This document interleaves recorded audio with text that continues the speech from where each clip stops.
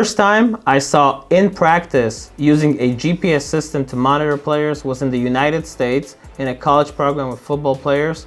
That was the first time I saw it, and I saw extreme benefits of that. When we came to Wrocław and we saw the opportunity to cooperate with a Wrocław company, Sonda Sports here, and to recreate that professional environment, that was extremely important for us to give that to our players and the coaching staff.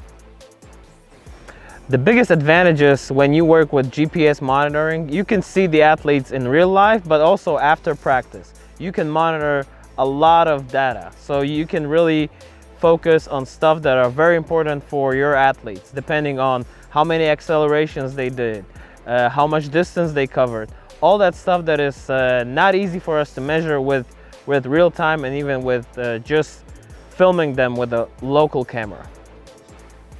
When you take the GPS data and you can watch all the players, what they do, and you can see exactly what they're doing in practice, you can see if the practice is programmed correctly.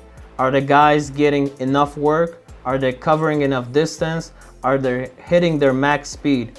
If not, you as a coach, you can see that and you should correct your practice plans. Unfortunately, because we don't have a large coaching staff like in the United States, we focus on some essential parameters that are important for us to monitor the players, to look at are they undertraining or overtraining.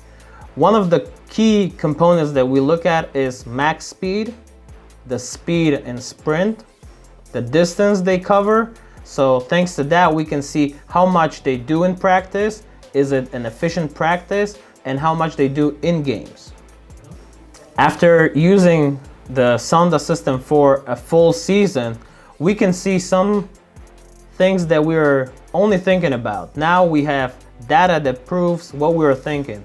One of the main things that I can say we saw was that it's extremely hard to recreate game speed in practice. We saw a difference between the max speed, the sprint distance that players did during the games compared to practices.